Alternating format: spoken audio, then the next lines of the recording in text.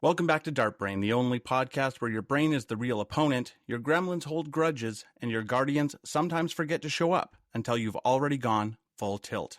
Hey there, Dart nerds, pub league philosophers, tungsten tacticians. Welcome back to DartBrain, the only podcast where it's perfectly acceptable to have a full-blown existential crisis because one of your gremlins whispered something mean and now your confidence is hiding behind the bar. I'm your host, Clint Clarkson, part-time darts philosopher, full-time overthinker, and today's episode is a big one, because this, right here, right now, is the moment you've all been waiting for. The big reveal. All the mental game stuff we've been talking about, the posture, the power poses, the routines, the professor brain, the chimp brain, the quiet eye focus, the inner voice that sometimes sounds like a sports psychologist and sometimes sounds like a drunk raccoon. All of it fits inside one simple, powerful, and sometimes slightly ridiculous model, the DartBrain. That's right, DartBrain isn't just the title of this podcast, it's the name of the entire model we're building, a model designed specifically to help you understand what's going on inside your head when you step to the hockey. It breaks down the chaos of competitive darts into something you can actually work with, something you can understand, something you can improve. Now, if you're like most players, you've probably heard the phrase mental game tossed around like confetti at a county fair. And sure, it's true. Darts is a mental game. But what does that even mean? Does it mean focus, confidence, nerves, imagery, routines, staying relaxed, getting pumped up, not getting pumped up, not letting your chimp out of his cage because your opponent answered your 26 with a 140 and you're already down a break? Yes, all of that. And also, none of that. Because here's the truth. Mental game is a lazy catch-all that lumps every psychological factor into one confusing blob. It's like saying your computer crashed because of technology stuff.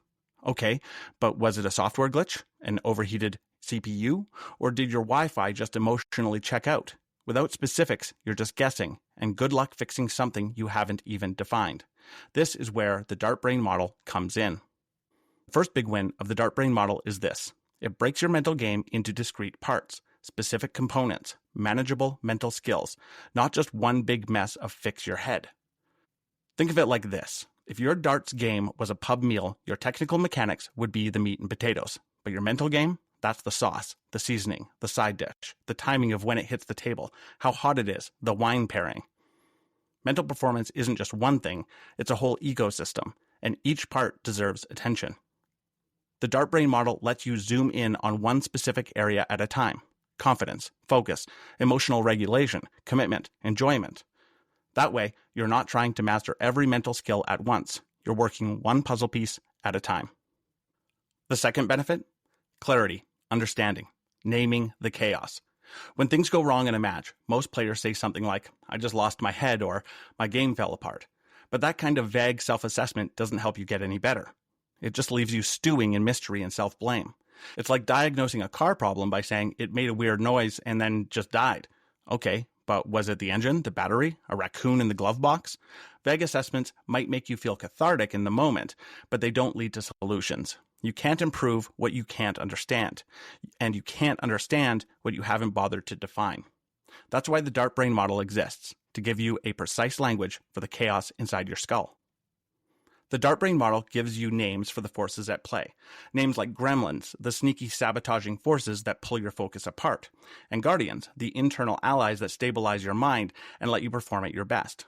When you know whether your struggle came from self-doubt, fatigue, or emotional overload, you can start to understand it. And when you understand it, you can beat it. Call it what you want, psychology, metacognition, or just plain common sense. But one thing's for sure, if you can name it, you can tame it.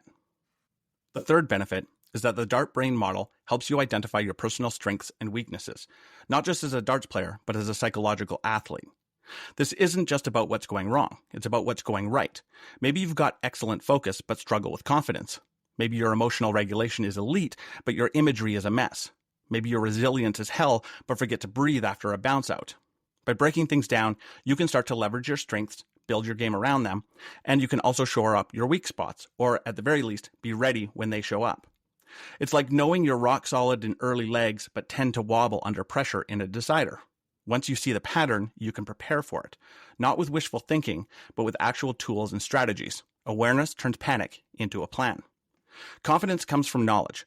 The more you know about how your mind operates, the more you can trust it. And trust, my friend, is the fuel of performance.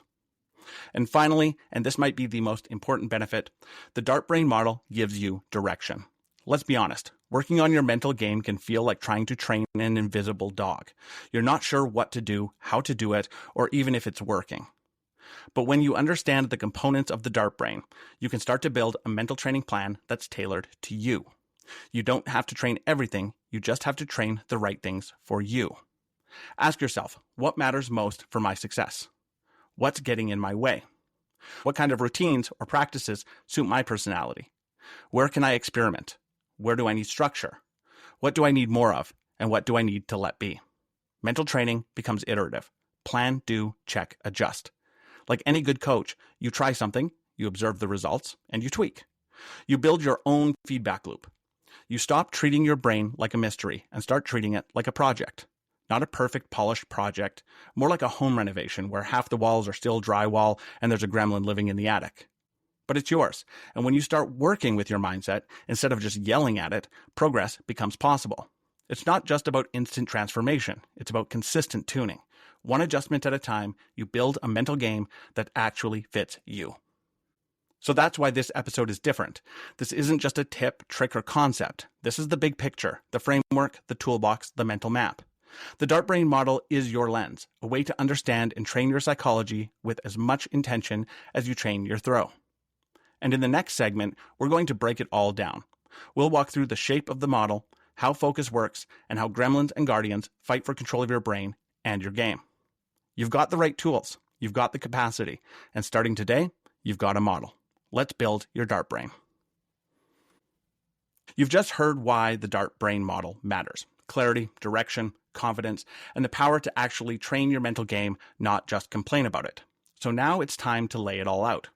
What is the DartBrain? What is it shaped like? What lives inside it? And more importantly, why does it occasionally feel like a psychological haunted house? Let's start with a simple experiment.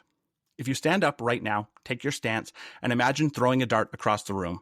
It'll be perfect. No snatch, no hitch, no chimp swinging from your neurons yelling, "Don't screw this up." Just a clean, silky smooth throw every single time.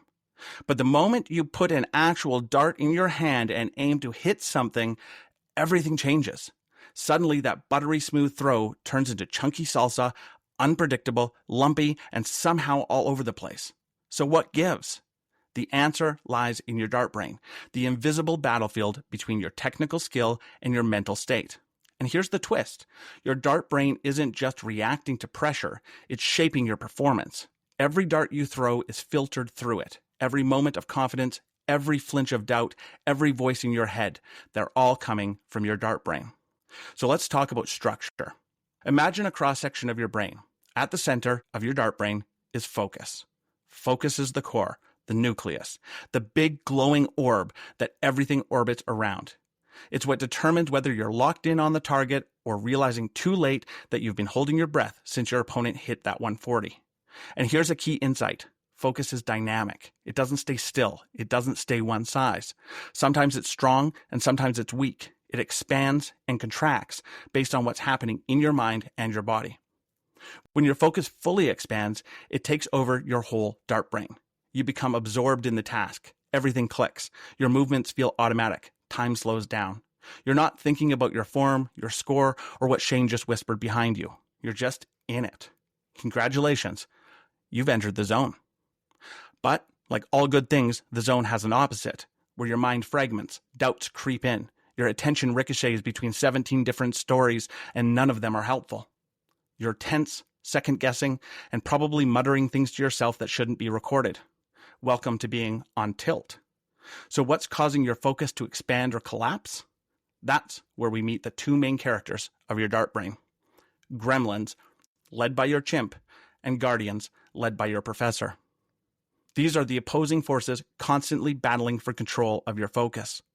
Gremlins are the negative mental influences that pull your focus apart. They're the culprits behind distraction, self-doubt, overthinking, fear, tension, the whole rogues gallery of inner sabotage. When your gremlins win the battle for your focus, you go on tilt. Guardians are the positive forces, They're your internal allies, the things that hold your focus together. Think confidence, enjoyment, energy, mental control, and optimism. When your guardians win the battle for your focus, you enter the zone. Every moment you're at the board, these forces are pushing and pulling on your focus, and the balance between them determines whether you're in the zone, spiraling on tilt, or somewhere in between. Let's briefly introduce the gremlin and guardian pairings. Each gremlin, each of those little buggers trying to take your focus away, has a direct rival, a guardian that pushes in the opposite direction. I'm going to read all 10 of the pairings now. You probably won't remember all of these, so I'll post a graphic on the DartBrain Facebook page. Gremlin, neglect. Guardian, commitment. Gremlin, adversity. Guardian, resilience. Gremlin, distractions. Guardian, distraction controls. Gremlin, stress. Guardian, enjoyment. Gremlin, fatigue. Guardian, energy. Gremlin, emotions. Guardian, emotional regulation. Gremlin, pessimism. Guardian, optimism. Gremlin, negative imagery. Guardian, positive imagery. Gremlin, negative self-talk. Guardian, positive self-talk. Gremlin, self-doubt.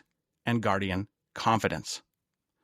Whether you realize it or not, you're in this battle every time you play. Some gremlins only show up in certain situations, stress during high-stakes matches, or distractions when you're struggling.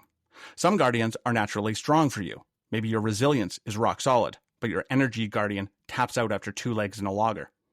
Your goal is to build your guardians so they can overpower your gremlins. Not just once, but consistently, especially when it counts. Let's briefly talk about gremlins, the original chaos goblins. Gremlins are sneaky. They often work in pairs and they love to team up. For example, fatigue and emotions are basically best mates. Tired players are more emotional. Emotional players get tired faster. And once they start feeding each other, you might as well just give your chimps the keys to the bus. Another dangerous combo? Neglect and self-doubt. If you're skipping mental or technical training, your guardians start to wither. And when they weaken, self-doubt waltzes in like it owns the place. Self-doubt is the most dangerous gremlin because it doesn't just mess with one part of your mind, it attacks everything. It saps your confidence, stirs up your emotions, drains your energy. It's the ringleader of your inner sabotage. Now for the good news. You already have guardians. You're using them right now. Some are stronger than others, some are asleep on the job, some just need a little bit of training and encouragement. The strongest guardian of all? That's confidence. Confidence is the ultimate focus glue. When it's strong, gremlins struggle to get a foothold. And the best way to build confidence is commitment. That's the guardian most people underestimate. Showing up consistently, training with intention, preparing your mind and body, commitment strengthens everything. And once commitment is solid, confidence starts to bloom. Confidence repels gremlins like garlic repels vampires. When you're confident, your imagery improves, your self-talk becomes positive, your emotions stay regulated, and suddenly you're in the zone. That's not magic. That's your DartBrain doing its job. So here's the full picture. Focus sits at the center of your DartBrain. Gremlins try to collapse your focus and drag you into chaos by pushing inward on it. Guardians try to expand your focus and push you into the zone by pushing outwards on your focus. The stronger your guardians, especially confidence, the more resilient your focus becomes. The weaker your guardians, the more susceptible you are to ending up on tilt. Once you understand this, you can start to build a mental game with structure, with feedback, and with a real shot at improvement. You're not just hoping to feel better at the board, you're training a system. Coming up next, we're going to dive more deeply into focus, why it's every player's holy grail, and how you can design your mental game to get into the zone more often. Because now that you've met your gremlins and guardians, it's time to start tipping that battle in your favor. Focus, the eye of the DartBrain storm. Let's zoom in on the very heart of the DartBrain model, focus. Focus is the sun around which everything in your mental game orbits. It's the string that ties your mechanics, your mindset, your motivation, and your matchday mojo into one coherent force. And when it breaks, everything goes flying. Confidence collapses, form gets weird, and suddenly you're throwing darts like you're being chased by bees. So, what is focus, really? Why does it matter so much? And more importantly, why does it seem so stable during practice, but run screaming the moment you're in a final leg decider with a pint of tension in your hand? Let's unpack it. In sports psychology, focus is often defined as attentional control. your ability to direct and sustain your attention on relevant cues in the environment while ignoring irrelevant or distracting stimuli. Or, in layman's terms, it's your ability to pay attention to one thing and not get distracted by another thing. In darts, that might mean locking onto your target and not the sound of someone's phone that keeps ringing and has the exact same ringtone as you. This recently happened to me in Abbotsford in the middle of a knockout match. Hey, Showers. Focus isn't just about staring really hard at the triple 20 until it blinks. It's selective, sustainable, and situational. Selective means choosing what to pay attention to, like your target, your breath, or the rhythm of your pre-shot routine, instead of the guy next to you loudly debating the correct plural of bullseye. Sustainable is all about duration, how long you can stay locked in before your mind wanders off to think about dinner, missed doubles, or whether you left the oven on. And situational means your focus has to adapt depending on where you are, whether you're in a quiet solo practice session, a rowdy pub match, or the final leg on a big stage with lights, noise, and a heartbeat in your throat. Mastering focus means training all three. Focus is like spotlight in a dark theater. You can shine it where you want, but it only lights up a small part of the stage. The rest, hidden. And if your spotlight is jittery, flickering, or aimed at the wrong thing, your performance suffers. Here's where we bring in some sports psychology muscle. Dr. Nittifer's model of attentional styles is particularly helpful for athletes. He identified 4 primary focus types based on 2 dimensions: width, broad versus narrow, and direction, internal versus external. Let's take a look at the 4 types of focus in turn. First, there's broad external focus. This is about scanning the environment, reading your opponent, the crowd, the general atmosphere. We often think focus means zeroing in, but sometimes expanding your attention is more helpful. In the middle of a tense match, taking a step back mentally, breathing deeply, and soaking in the moment, the lights, the stakes, the energy, can ground you. It's the wide-angle lens that reminds you you chose to be here, and you love the battle. Then there's narrow external focus. This is the classic dart player's focus, laser locked on the triple 20 or the double 16 or the scoreboard. This is where you live when you're at the line, darts in hand. Everything else fades. You're not in a pub or on a stage or in front of a crowd. You're just here, right now, with one job: hit that target. Narrow external focus is what allows you to play a precision game like darts, but it's also the most tiring type of focus, and overusing it in between rounds can actually hinder your performance. You need to build your endurance for this type of focus during your practice. Next, we shift inside to broad internal focus. This is your strategic thinking zone. It's where you weigh options and make decisions. Do you stay on 19s even though they're not behaving for you today? Do you go tops from 100 because your opponent is sitting on 40? It's the type of focus you use during practice planning or between turns, scanning across thoughts and patterns like a coach analyzing tape. And finally, there's narrow internal focus. This is deep self-regulation. It's your breathing, your mantras, your internal cue words: smooth, relax, trust it. It's the whisper you use to calm the chimp and keep the professor brain at the controls. This type of focus is especially helpful when pressure spikes. A tight leg, a noisy room, a twitchy hand, it brings you back to center. Elite performers can shift between these attentional styles seamlessly. Novices, not so much. Their spotlight either won't move or it spins around like it's at a rave and its favorite deadmau5 track just dropped. And this matters. Because if you're stuck in the wrong focus mode at the wrong time, say thinking about strategy, broad internal focus, while you're supposed to be executing a throw, narrow external focus, you're asking for trouble. A 2015 meta-analysis found that external focus of attention, especially on the intended outcome, like hitting the bullseye, improves motor performance across a range of sports, including darts. Internal focus, such as saying keep your arms straight, can actually impair performance by disrupting automatic motor processes. Translation: if you start micromanaging your movements, you will suddenly find your silky throw feels like you're flinging pasta with your elbow. So if focus is so great, why is it the first thing to run for the hills when the pressure is on? Well, you can blame the chimp for that, and a few cognitive limitations. Under pressure, your brain experiences attentional narrowing, a reduction in the scope of attention due to stress. You become hyper-focused on threats, don't miss this double, and lose the broader context. This is a survival reflex. This is your chimp trying to take control. Great if you're being chased by a bear, less helpful when you need to smoothly execute a fine motor skill in front of 50 people and a scoreboard. This narrowing is part of what Daniel Kahneman called cognitive overload. Your working memory, the mental sticky note where you hold information temporarily, gets jammed. And when that happens, execution breaks down. You overthink, you tense up. You miss by just enough to wonder if your darts hate you personally. So how do you strengthen your focus? How do you protect that spotlight from gremlins throwing glitter in your eyes? Good news, focus is trainable. 1. Pre-shot routines. You're going to hear this again and again in this podcast. Developing a consistent pre-throw ritual helps anchor your focus and cue the brain that it's go time. Research shows that athletes who use routines have more stable attentional control and better performance under pressure. Think of it as a neural switch that blocks gremlins before they even get to the stage. Your routine doesn't have to be elaborate, just consistent. Bounce a dart, take a breath, zoom in, commit, and boom. 2. Cue words. Simple mental phrases, smooth, follow through, eyes on 20, help direct attention and suppress internal chatter. Research shows that cue words improve both focus and execution, especially under stress. Choose words that are external, positive, and process-focused, such as follow through and play your pace, instead of results-focused like hit the triple, or the worst cue words of all time, don't miss. 3. Mindfulness training. No incense required. Mindfulness is just attention plus awareness without judgment. Studies show that mindfulness improves attentional flexibility and emotional regulation in athletes. It teaches you to notice distractions, then return your focus to where it matters, like mental reps at the gym. Try 5 minutes a day of breath-focused mindfulness.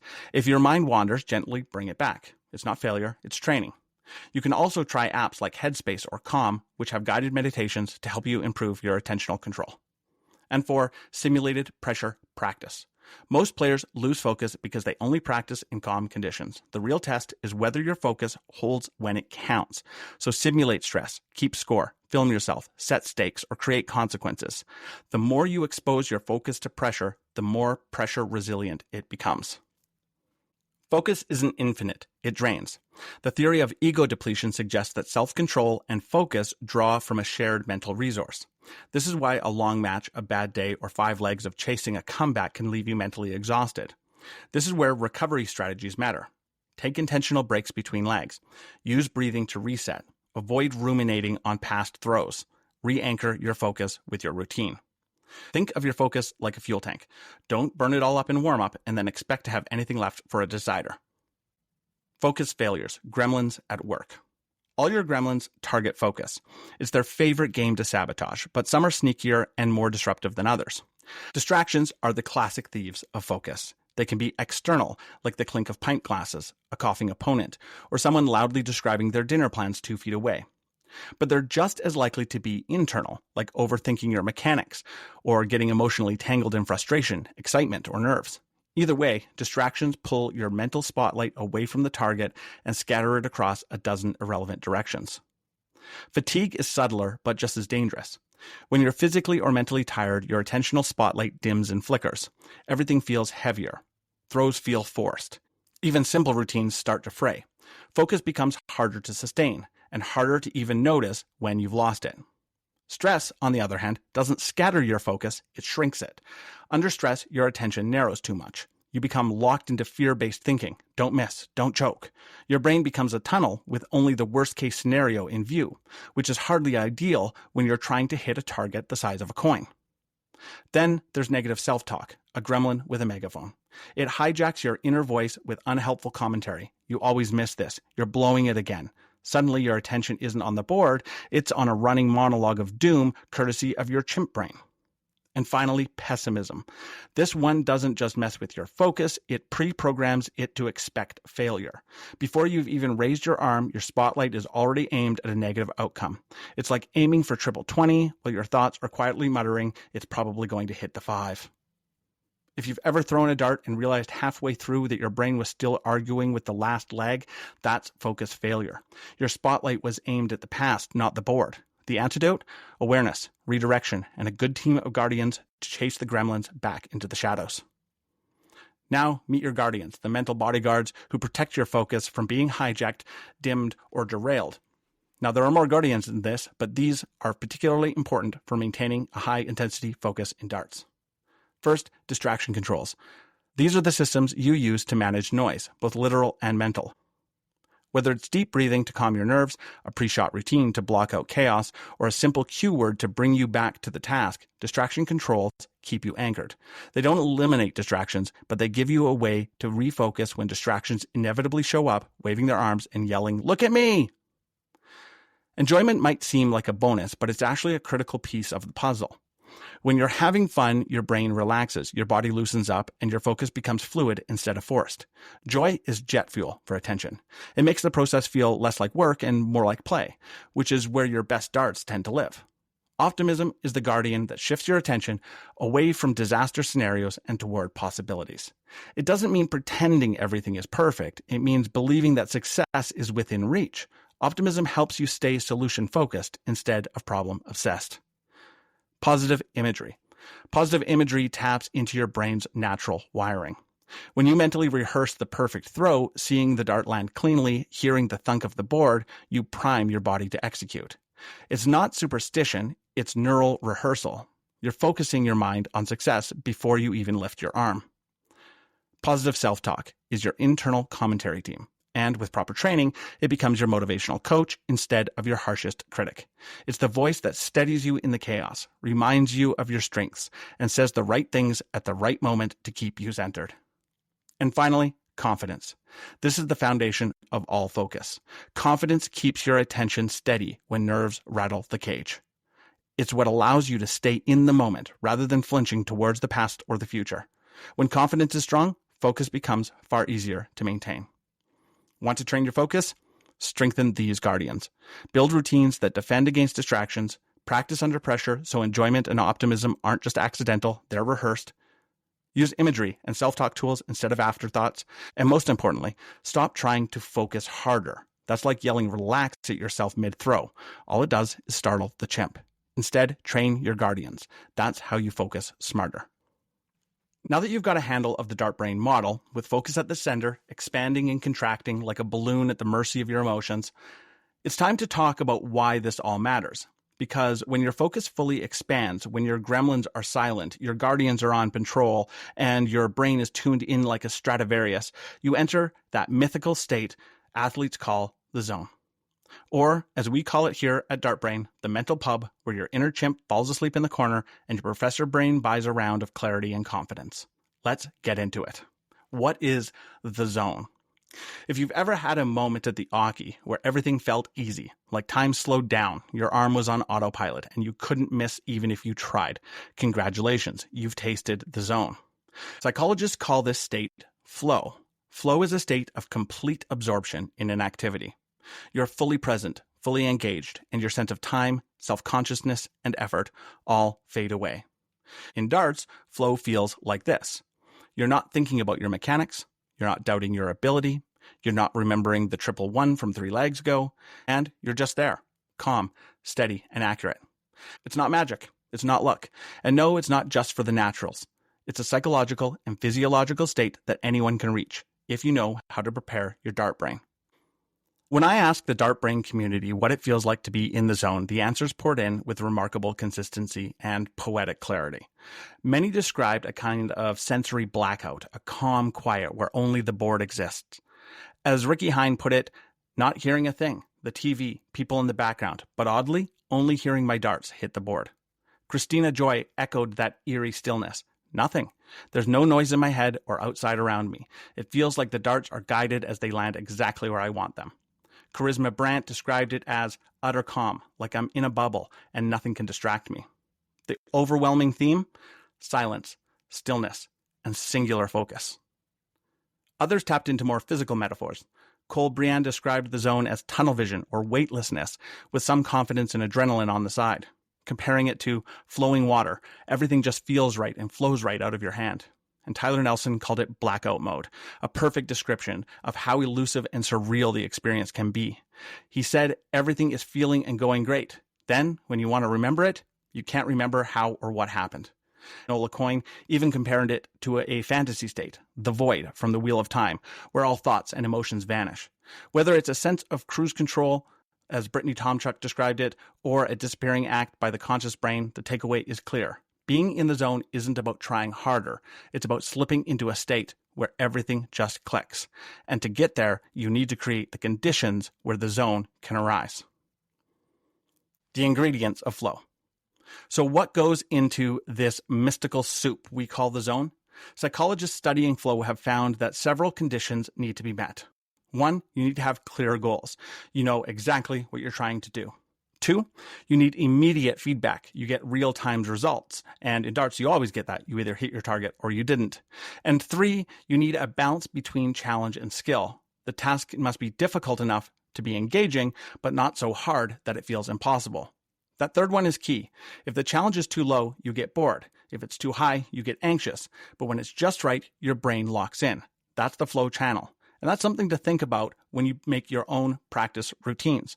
You don't want something that's so easy you get bored, and you don't want something so hard that you get anxious. The goal here is to find a desirable level of difficulty in your practice and in your practice opponents. In darts, it might look something like this. You're in a tournament, so there's pressure, but not panic. Your opponent is good, but beatable. You're throwing well, not perfect, but consistent. The match is close, but winnable. Boom. Flow conditions achieved. Now the trick is staying there. Chimp-proofing your flow. Here's the thing about the zone. You can't force it. You can't say, right then, I shall now enter flow state in 3, 2, 1.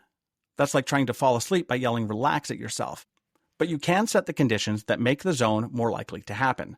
And that means training your mind the same way you train your throw.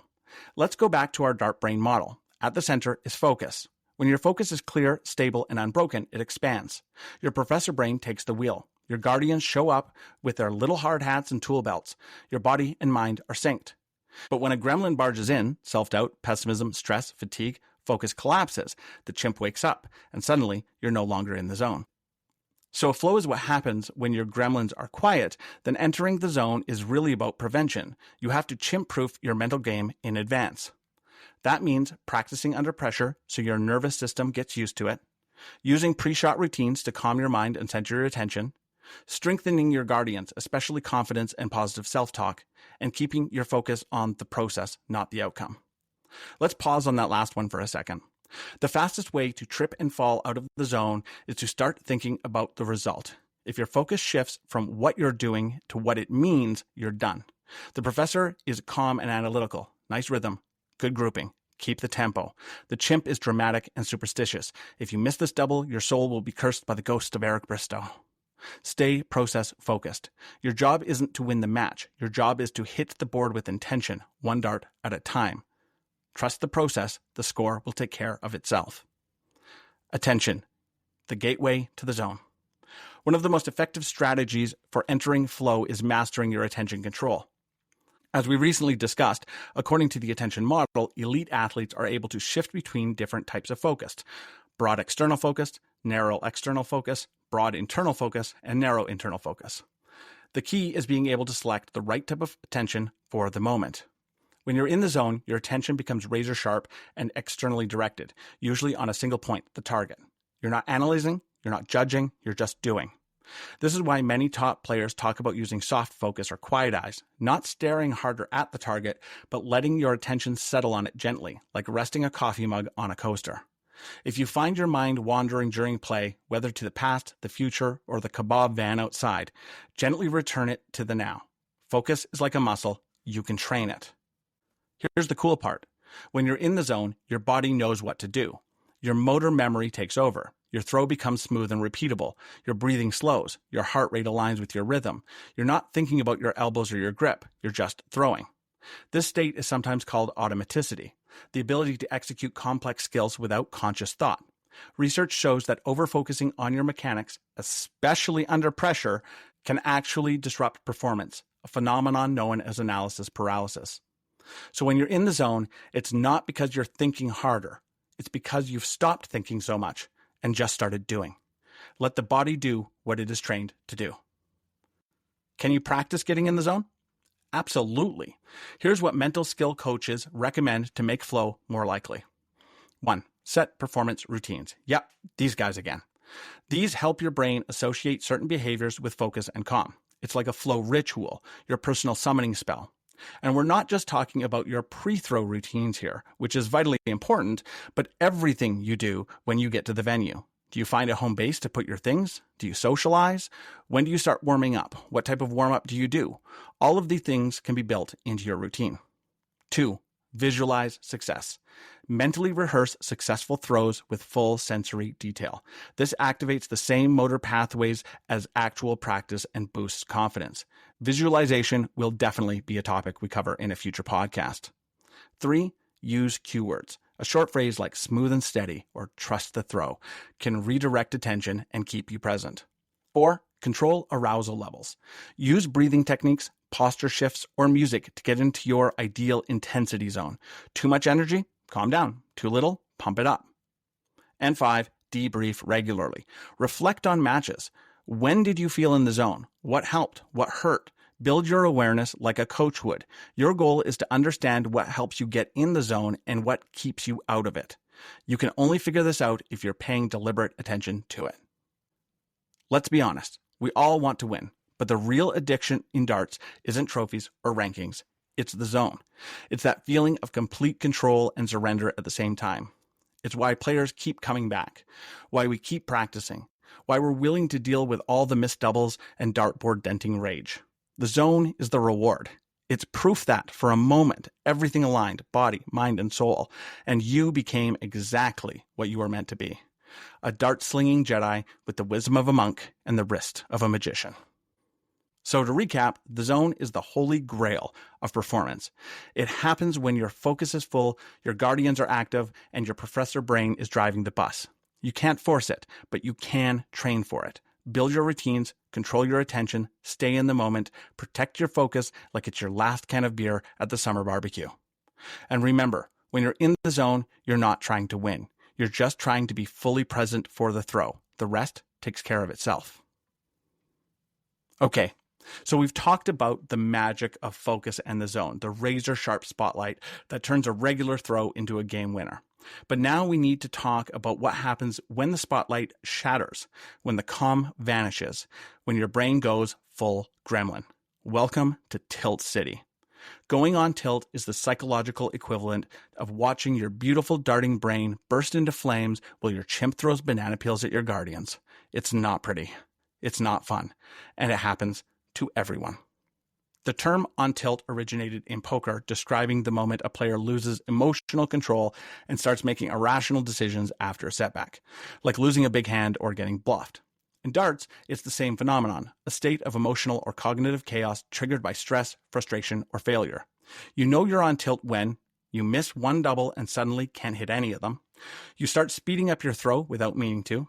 You begin talking to yourself like a disappointed driving instructor, and you feel your heart rate spike, your breathing tighten, and your thoughts spiral like a dart in a wind tunnel. It's not just that you're off your game, it's that your chimp brain has wrestled the controls away from your professor and once again is doing donuts in the parking lot. We've got to stop letting him get a hold of those keys. Going on tilt is a full-blown psychophysiological response. It's the perfect storm of cognitive overload, emotional dysregulation, and neuromuscular interference. Yeah, that's a mouthful, so let's break it down. 1. Cognitive overload. When you experience a negative event, a bad throw, a missed opportunity, a noisy crowd, your working memory gets overwhelmed. You start thinking about too many things at once. What went wrong? What will people think? Can I recover? Is it happening again? This overload interferes with your ability to plan and execute your next action. Instead of focusing on what matters, the next throw, your pre-throw routine, getting into your professor brain, your mind starts trying to solve everything all at once. 2. Emotional hijack. In his book, Emotional Intelligence, Daniel Goleman describes an amygdala hijack, a situation where the brain's emotional center overrides rational thought. This is chimp brain 101. The amygdala senses danger, you missed a big shot, and floods your system with stress hormones. The result? Tunnel vision, rapid breathing, tight muscles, bad decisions, gremlin party. And finally, 3, motor interference. The theory of motor learning explains that skilled movements should be automatic, but under pressure, athletes often shift from the autonomous stage back to the cognitive stage, overthinking movement that should be instinctive. So when you're on tilt and trying to force yourself to throw well, your body starts overcorrecting.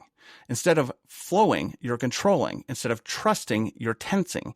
It's like putting your foot on the gas and the brake pedal at the same time. You're not going anywhere fast. Unless this is your first episode of DartBrain, or you've been listening for less than 5 minutes, you've met the chimp, your emotional, impulsive, irrational mind that cares more about feelings than facts. On tilt is chimp mode in overdrive. At first, the chimp whispers, "You've missed this double before." Then it escalates. "You're blowing it again. Everyone's watching. Why are you even here?" And finally, full meltdown. "Throw the dart. No, wait, don't throw the dart. Panic." Here's the bad news. You can't reason with a chimp in a meltdown. Once the chimp is fully in control, your professor brain, the calm, rational part of you, has left the building, which means your best defense is prevention. Going on tilt isn't random. It usually starts with a trigger, something that cracks your mental stability. Common Dart's tilt triggers include a blow and finish, a bounce out at the worst possible time, an opponent who celebrates just a little too hard, a poor start that spirals, external distractions such as noise, heat, and bad lighting. What matters is not the event itself, but your interpretation of it. Stress isn't caused by events. It's caused by your appraisal of those events. If you interpret a mistake as catastrophic, you're far more likely to tilt than if you see it as recoverable. Tilt happens when you perceive a threat without enough coping resources. The more powerless you feel, the faster you spiral. Recognizing the early warning signs is crucial, like when your smoke alarm chirps before a real fire. Watch for faster pacing or throwing rhythm, increased self-talk, probably negative, jaw clenching or shallow breathing, fixation on the last throw or upcoming leg, and thinking in all or nothing terms. If I miss, it's all over. These are the psychological smoke signals. If you ignore them, you're heading straight into gremlin territory. And let's be clear, gremlins thrive on tilt. Self-doubt grabs the mic, emotions crank the volume, fatigue joins the party, negative self-talk brings snacks, and stress turns the lights off and starts shouting about your childhood. Tilt is the gremlins' playground. Once you're in it, they don't just disrupt focus, they collapse it. And here's the brutal truth. It only takes one strong gremlin to tilt you, but it takes a full squad of guardians to keep you in the zone. That's why tilt prevention is essential. So, how do you defend against tilt? 1. Awareness. Start by catching it early. Build the habit of noticing your thoughts and physical cues. The earlier you spot tilt coming, the easier it is to interrupt. Okay, I'm clenching my jaw, my breath shallow. That last miss is looping in my head. I'm getting tilted. Name it. That alone can give your professor brain a foothold. It gives him something to work on. 2. Interpret the pattern. Tilt is a feedback loop. Negative thoughts lead to bad throws, which fuel more negativity. You have to break the loop. Some things you can try include taking a reset breath. Inhale for 4 seconds, and then exhale for 6 seconds. You can try a grounding cue, like tapping your leg, touching the board, stretching your fingers.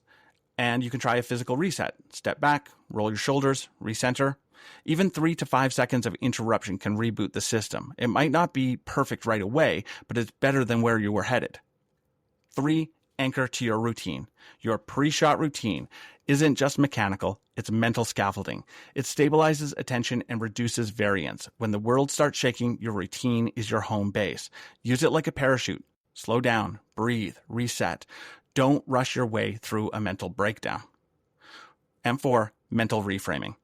Tilt feeds on catastrophizing. So shift the narrative from "I can't believe I missed that" to "everyone misses, let's make the next one count." Or from "it's all falling apart" to "this is a test and I've trained for it." Reframing gives your guardians a voice, especially confidence and optimism, who've been quietly waiting their turn. Is tilt recovery possible?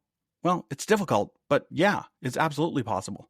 When you find yourself on tilt, and you know you're on tilt, that moment, as frustrating as it might feel, is actually a golden opportunity.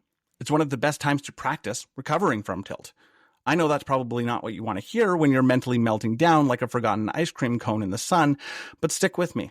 First, recognizing that you're on tilt gives your professor brain a clear mission. Instead of spiraling further into chaos, you shift gears and ask yourself rational, grounded questions. Why am I on tilt? What just triggered me? What do I need to adjust? These questions light up your executive function and help you engage the calm, analytical part of your mind. the part that can actually solve the problem instead of flailing in it. It's like handing the steering wheel back to the adult in the room before your inner chimp drives the car into a lake. And second, and this is important, tilt happens. It's not a sign of failure. It's a sign that you're human and you care. But if you've never trained yourself to climb out of it deliberately, then guess what? You won't magically figure it out when it really counts, like in a deciding leg with a crowd behind you and your opponent breathing fire. If you only ever practice when things are going well, then you're only training half of your game. Tilt recovery is a skill, just like scoring, finishing, or counting under pressure. And just like any other skill, you need reps. Every time you're on tilt in practice or league night or even just playing around at home, you have a chance to rehearse the comeback, to breathe, to reset, to pull a guardian or two back into the fight. Those messy, chaotic moments, that's where the mental muscle grows. So what do you do when it's too late? When the meltdown has already happened, the match is spiraling, your chimp is wearing your guardian's hoodie and mocking your pre-shot routine. Here's what you do. First, buy time. If the rules allow it, take a breath. Walk to get a drink. Tie your shoe slowly. Let the surge pass. This isn't gamesmanship. This is about getting you right. If it screws up your opponent, that's their fault. They should be working on their distraction control. 2, drop the rope. Stop trying to be perfect. Focus on basics. Soft grip, smooth rhythm, just get one good dart out. And 3, protect the next leg. Even if this one is lost, don't carry tilt into the next. Reset between legs. Let it go. The worst thing you can do is fight tilt with more tension. That just gives it fuel. All right, before we close out part 1 of this DartBrain deep dive, I want to leave you with a clearer picture of your gremlins and guardians. We'll dig into these matchups in more detail in the next episode, but consider this a teaser trailer, a sneak peek at the mental tag teams battling for control of your focus every time you step to the Aki. Each gremlin is a mental disruptor, a little saboteur that tries to pull your focus apart. And each guardian is a stabilizer, a mental coach working to keep you sharp, clear, and in the zone. These pairs aren't just psychological opposites, they're locked in an ongoing tug-of-war for control of your attention, emotions, and performance. Let's start with neglect and commitment. Neglect is the internal whisper that says, hey, you'll be fine, skip practice, watch darts instead of playing darts. It's the gremlin who convinces you that your natural talent is enough, that preparation is optional. But neglect is a liar. In sports psych terms, it erodes self-efficacy and undercuts confidence by robbing you of preparation. Enter commitment, the guardian who shows up even when you don't feel like it. Commitment doesn't rely on motivation. It runs on values, consistency, and the ability to train even when your gremlins are grumbling. It's your inner coach, clipboard in hand, reminding you that progress happens one rep at a time. Next up, adversity and resilience. Adversity isn't just about things going wrong. It's about how your brain interprets those moments. This gremlin loves to scream, "This is a disaster!" the moment you miss a double or your opponent hits a 180. It's a catastrophizer. But resilience is smooth. It's the guardian that shrugs, grins, and says, all right, next start. Resilience is your recovery system. It turns failure into feedback and reminds you that one bad throw doesn't define the next one unless you let it. Then we've got distractions and distraction controls. Distractions are the mental magpies of your DartBrain. Shiny noise, odd smell, the one guy coughing loudly behind you. But they're not just external. They can be internal too. Overthinking, random thoughts, emotional static. Controls are the guardian version of noise-canceling headphones. They narrow your attention, block irrelevant stimuli, and let you lock in on what matters. Pre-shot routines, cue words, breathing, these are the tools of the control guardian. You don't just block distractions by hoping they go away. You block them by building better controls. Onward to stress and enjoyment. Stress is the gremlin who tightens your shoulders, narrows your vision, and whispers doomsday predictions like, you have to hit this or it's all over. It floods your system with tension. Enjoyment is the counterforce. It's not just about having fun, it's about engaging with the task in a way that invites curiosity, flow, and freedom. Enjoyment keeps you loose. It makes the game feel like a game again.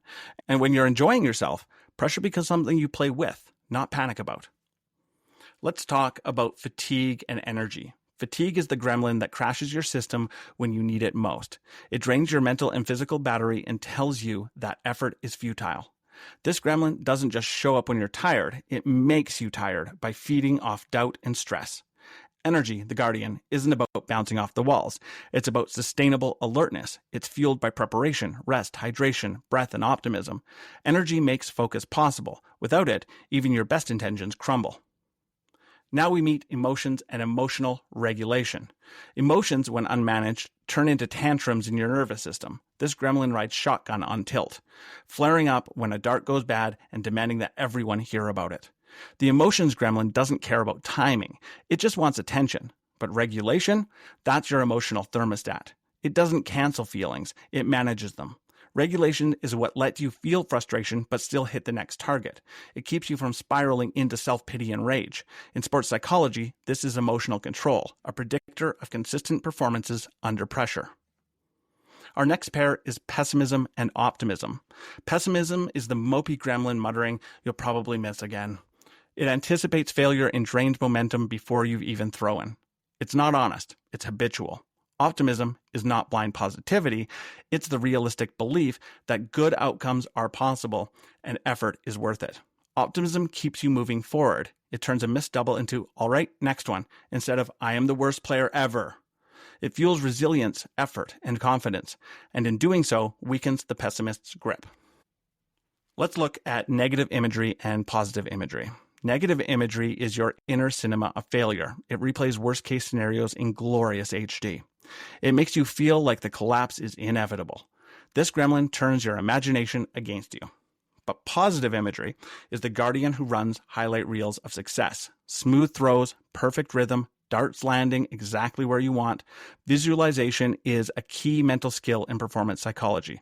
Imagery works because your brain treats imagined actions like real ones. So you might as well imagine the good stuff. Now for negative self-talk and positive self-talk. Negative self-talk is a cruel gremlin with a microphone and no chill. It narrates your mistakes, questions your talents, and makes every setback personal. It's the inner heckler. Positive self-talk, on the other hand, is your inner coach. It doesn't deny mistakes. It frames them constructively. It says, "Let's reset," instead of "You suck." Studies show positive self-talk improves motivation, focus, and performance under pressure. This guardian keeps your inner monologue from turning into a roast. And finally, the heavyweight bout, self-doubt and confidence. Self-doubt is the gremlin boss, the one that weakens every guardian. It makes you hesitate. It pokes holes in your routine. It whispers, "Are you even good enough to be here?" This gremlin doesn't just attack one part of your game, it attacks all of it. But confidence is the guardian MVP. It's the great repellent of gremlins. Confidence doesn't mean arrogance, it means trust. Trust in your process, your preparation, your ability to bounce back. When confidence is strong, the other guardians follow. And when it's weak, every gremlin starts sniffing around. So these are your inner forces. Gremlins disrupt your focus, guardians defend it. They work in pairs, they gang up, they influence each other. Your job isn't to eliminate the gremlins, it's to train your guardians until they're strong enough to hold the line. That's when you throw your best darts. Not just technically, but mentally, emotionally, and competitively. That's when your DartBrain works with you, not against you. All right, let's hit the recap bullseye. In this episode, we finally unveiled the full DartBrain model, the mental map that shows you exactly what's going on inside your head when you're standing at the Aki. We explored the core model, focus, the dynamic center of your mental game. When focus expands, you enter the zone. When it collapses, you go on tilt. And at all times, it's under pressure from two opposing forces, gremlins and guardians. Gremlins are your inner saboteurs, the voices of doubt, stress, distraction, fatigue, and all things that shrink your focus. Guardians are your internal allies, the mental habits and mindsets that expand your focus and keep you performing at your best. We took a deep dive into what it means to be on tilt, how it feels, what causes it, and why it's so hard to recover once your chimp brain takes over. The key message? You can't reason with a chimp mid-meltdown. The best defense is to train your guardians and build routines that prevent tilt from ever taking hold. And most importantly, we reminded you that mental training is not about eliminating gremlins. It's about strengthening your guardians until they can hold the line. And most importantly, we reminded you that mental training is not about eliminating gremlins. It's about strengthening your guardians so your gremlins can't take hold. Because when your guardians are strong, your focus expands and your DartBrain becomes a tool, not a trap. In the next episode, we'll go deeper into the gremlin-guardian dynamics, exploring how they interact, gang up, cancel each other out, and sometimes throw mental bar stools at each other when you're just trying to hit the double. So until then, take a breath, trust your throw, and for the love of tungsten, don't let the monkey drive the bus. This has been DartBrain. I'm Clint Clarkson. Until next time, stay focused, throw with purpose, and train your DartBrain.